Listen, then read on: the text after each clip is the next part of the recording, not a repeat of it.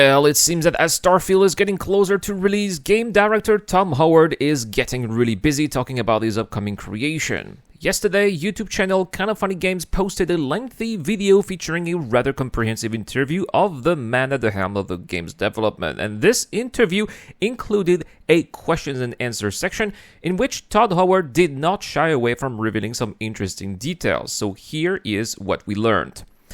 And if you are new to the channel, well, don't hesitate to subscribe, as there will definitely be more Starfield-related content coming up, so that's going to be a great chance for you to get notified when a new video comes out. So, a question that I have often seen in the comment section of my own Starfield videos has been answered by Todd Howard, and this is regarding ground vehicles, something that I often responded to the comments here by saying that if it's not shown, then you should not assume that it's going to be there. Well, in the interview, unfortunately, Todd Howard did confirm that Starfield will not feature any ground vehicles at launch, but that the booster pack, which we saw on multiple occasions, will greatly help in covering large distances faster. So Todd said that we could somewhat consider it as the equivalent of a ground vehicle.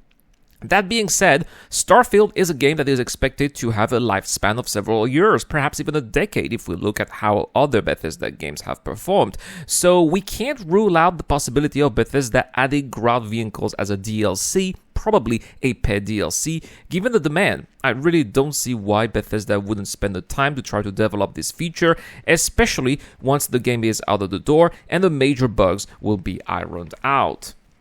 Next, let's talk a little bit about procedurally generated content, and especially in regards to the way planets will be populated in the universe of the game. Todd did confirm that there will be some areas that will be handmade and will always be located at the same location, no matter how many times you start a new game.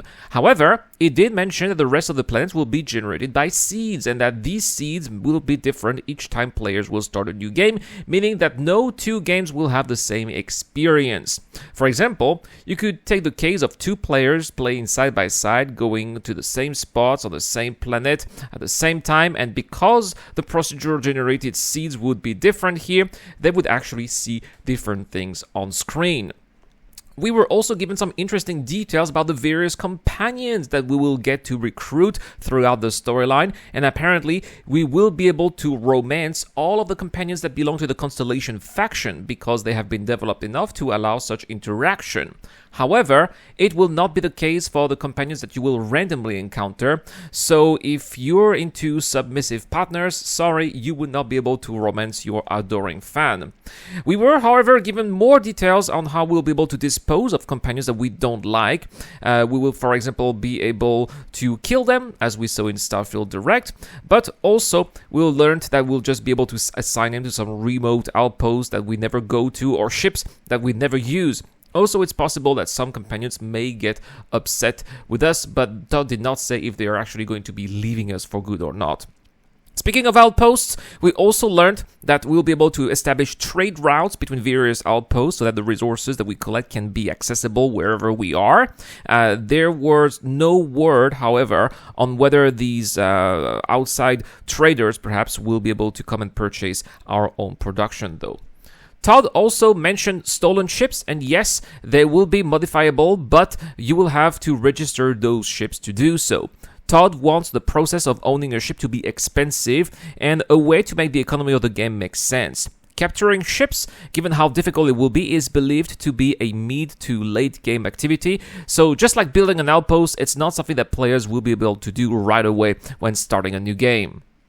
Before wrapping up this video, a quick word on fauna, which was mentioned. Apparently, the fauna of the game's world will definitely live their own lives, and Todd mentioned a funny anecdote in which a planet's apex predator had decimated all of the other animals found on that world, making it the sole surviving species, thus making the planet even more dangerous.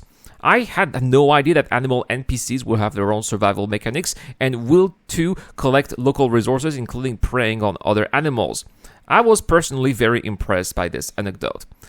Fishing was also mentioned, and yes, we'll apparently be able to collect water life forms, but not just with a rod and a rope, as you normally would in a traditional RPG.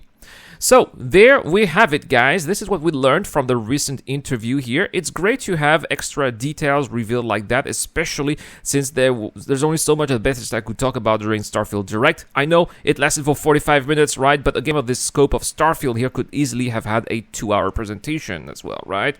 Anyway, this video was made possible thanks to the wonderful people who support this channel, such as, for example, Dr. Fobin, Deploy Bolifidel, and Zero Crusher.